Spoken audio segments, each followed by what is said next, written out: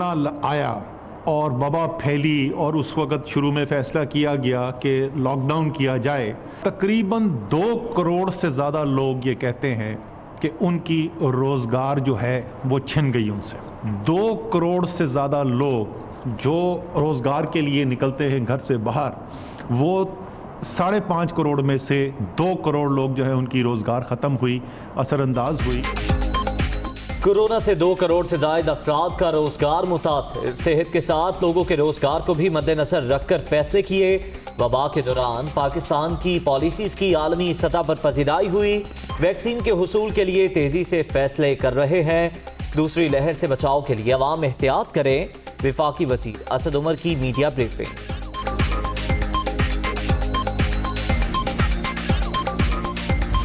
Corona کی دوسری لہر کا زور، مزید 41 افراد جان سے گئے، اب تک 10,717 اموات، 2,408 نئے مریض۔ مہلک وائرس سے اب تک 5,06,701 شہری متاثر، ایکٹیو کیسز کی تعداد 34,007 ہو گئی۔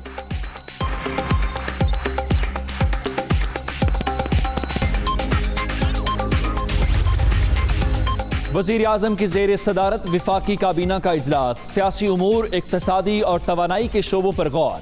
کورونا کی دوسری لہر کے پھیلاؤ کا جائزہ، ای سی سی کے فیصلوں کی توثیق ایجنڈے کا حصہ۔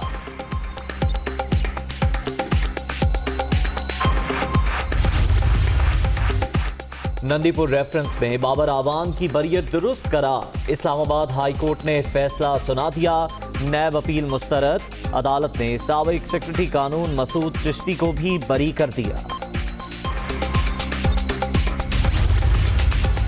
جعلی اکاؤنٹس کیس، آصف زرداری کی عبوری ضمانت میں 5ویں بار توسیع، اسلام آباد ہائی کورٹ کا سابق صدر کے لیے میڈیکل بورڈ تشکیل دینے کا حکم، 28 جنوری کو رپورٹ پیش کرنے کی ہدایت۔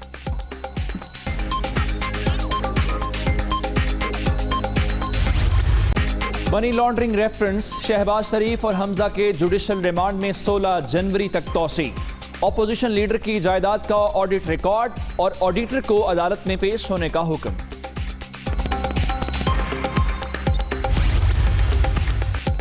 نیب کرپشن اور رشوت ثابت کرنے سے قاصر، حکومت صرف اپوزیشن کو نشانہ بنا رہی ہے، بجلی گیس کے بلوں کا پیسہ وزیر اعظم کے دوستوں کی جیب میں جا رہا ہے، لیگی رہنما عطا تارڑ کا الزام۔ یہ حکومت پاکستان تحریک انصاف کی نہیں، پاکستان تحریک جھوٹ کی حکومت ہے، چونکہ جو جھوٹ کارپوریشن ملک چلا رہی ہے اس کے چیئرمین عمران نیازی ہیں اور اس کے مینیجنگ ڈائریکٹر شہزاد اکبر ہیں۔ آج پاکستان کو تباہ کر دیا ہے، ڈیولپمنٹ بجٹ ختم کر کے، چونکہ اس حکومت کے خسارے بے قابو ہو چکے ہیں۔ یہ جو پاکستان کے مس مینجمنٹ ہے، اس کا ذمہ دار کون ہے؟ عمران نیازی صاحب یہ بتائیے۔ شہزاد اکبر کے الزامات جھوٹ کا پلندہ اور 6 ہتھ کنڈوں سے دبایا نہیں جا سکتا، نااہل حکمرانوں سے جان چھڑوانا وقت کی اہم ضرورت ہے۔ عمران خان بتائیں ملکی معیشت کی بربادی کے ذمہ دار کون ہیں؟ احسن اقبال کی اسلام آباد میں media talk. P D M مسترد شدہ مایوس عناصر کا غیر فطری اتحاد، اپوزیشن صرف ذاتی مفادات کا تحفظ چاہتی ہے، قوم کا پیسہ لوٹنے والے عوام کو گمراہ نہیں کر سکتے۔ وزیر اعلیٰ عثمان بزدار کی سینئر وزیر علیم خان سے ملاقات میں گفتگو۔ نواز شریف نے ابھی تک کوئی تازہ رپورٹس نہیں بھجوائیں، 3 بار کے وزیر اعظم واپس نہیں آ رہے، لیگی قائد کو حکومت نہیں عدالت نے مفرور قرار دیا، ضمانت دینے والا ہمارے پاس ہی ہے، وزیر صحت پنجاب یاسمین راشد۔ ایک طرف چوری مفروری، دوسری طرف عمران خان کا پاکستان، معیشت کو دستاویزی شکل دینے کا سفر صحیح سمت میں جاری ہے، درآمدی ڈیوٹی میں بھی اضافہ، ملکی خزانے کو اربوں کا فائدہ ہوا، معاون خصوصی شہباز گل۔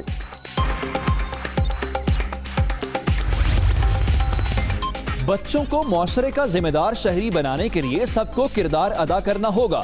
پنجاب میں 15 سال سے کم عمر بچوں کی ملازمت پر پابندی لگائی جا چکی، بھیک منگوانے والوں کے خلاف کارروائی ہوگی، معاون خصوصی فردوس عاشقاوان۔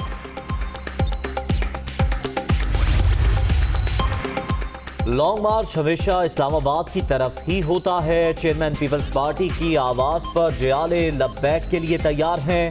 حکومت کی ہر شعبے میں کارکردگی صفر. وفاق نے کوئی وعدہ پورا نہیں کیا. ناصر شاہ کی تنقید. بجلی کے بریک ڈاؤن کی جوڈیشل تحقیقات کا مطالبہ. مردم شماری پر ایک بار پھر تحفظات کا اظہار. 70 لاکھ کے قریب لوگ کراچی سے غائب کر دیے گئے. حکومت گنتی کو درست کرے. شہر قائد میں 17 جنوری کو ریلی نکالیں گے. مصطفیٰ کمال کی میڈیا ٹاک.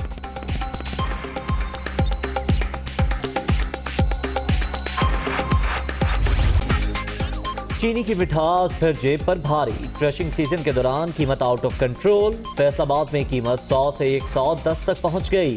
انتظامیہ خاموش تماشائی. منافع خوروں کو کون لگام ڈالے گا؟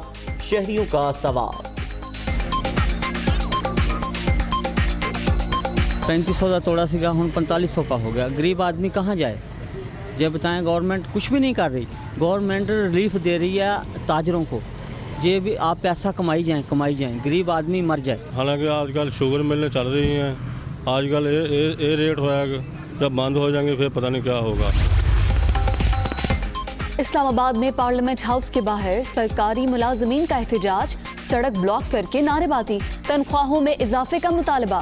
مظاہرین سے نمٹنے کے لیے پولیس کی بھاری نفری الرٹ. لاہور پولیس کی بڑی کامیابی. آن لائن ٹیکسی ڈرائیور کا قاتل پکڑا گیا. ملزم طاہر نے محمد علی کے قتل کا اعتراف کر لیا. دیر ہونے پر تلخ کلامی کے بعد ڈرائیور کو گولی مار دی. ملزم کا بیان. کورونا سے دنیا بھر میں 19,55,000 سے زائد ہلاکتیں. امریکہ میں 24 گھنٹے کے دوران 1,964 اموات. میکسیکو میں 662. برطانیہ میں 529. برازیل میں 477. بھارت میں مزید 166 افراد جان سے گئے.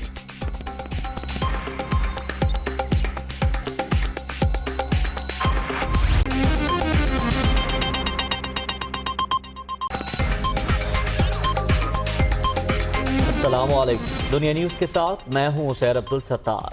اور اس بلیٹن میں ہوں آپ کے ساتھ فضا ریاض. میں عمر دراز. واپس آتے ہیں ایک بریک کے بعد. آغاز کریں گے اس خبر کے ساتھ کہ بھارتی قابض فورسز کی لائن آف کنٹرول پر سنگین خلاف ورزیاں جاری ہیں اور ایسے میں بھارتی سینئر سفارتکار کی دفتر خارجہ طلبی ہوئی ہے اور احتجاجی مراسلہ بھی بھارتی سفارتکار کے حوالے کیا گیا ہے. پاکستان نے بھارت سے LOC پر اشتعال انگیزیوں پر شدید احتجاج ریکارڈ کروایا ہے. بھارتی فورسز نے 11 جنوری کو نیزا پیر سیکٹر پر بلا اشتعال فائرنگ کی. قابض بھارتی فورسز کی فائرنگ سے تائی موہڑی گاؤں کا 10 سالہ محمد ظہیر شدید زخمی ہوا. ترجمان دفتر خارجہ کے مطابق بھارت کا معصوم شہریوں کو جان بوجھ کر نشانہ بنانا انتہائی قابل مذمت ہے. مزید تفصیلات جان لیتے ہیں ڈیپٹی بیورو چیف اسلام آباد محمد عمران سے. عمران، آج کی طلبی کے متعلق کیا تفصیلات ہیں؟ جی بالکل. آج ان کو جو ہے سینئر سفارتکار کو بھارت کے طلب کیا گیا ہے دفتر خارجہ میں. احتجاجی مراسلہ جو ہے وہ ان کے سپرد کیا گیا ہے اور یہ کہا گیا کہ بھارتی فورسز نے 11 جنوری کو LOC کے نیزا پیر سیکٹر پر بلا اشتعال فائرنگ کی اور قابض بھارتی فورسز کی فائرنگ سے تائی موڑی گاؤں کے 10 سالہ محمد ظہیر جو ہے وہ شدید زخمی ہوئے. رواں برس 2021 کے آغاز سے اب تک بھارت فائر بندی انتظام کی 48 خلاف ورزیاں کر چکا ہے اور بھارتی اشتعال انگیزیوں میں اب تک 3 معصوم شہری شدید زخمی ہوئے ہیں. ترجمان دفتر خارجہ کا یہ کہنا ہے. انہوں نے یہ بھی کہا کہ بھارت کے معصوم شہریوں کو جان بوجھ کر نشانہ بنانا انتہائی قابل مذمت ہے. Line of control working boundary پر ہر شہری آبادی بھارتی فورسز کا نشانہ ہے. نہتے شہریوں کو نشانہ بنانا عالمی قوانین اقدار کے بھی منافی ہے اور بھارت کے پے در پہ اشتعال انگیزیاں علاقائی امن کے لیے خطرہ ہیں. جی شکریہ محمد عمران.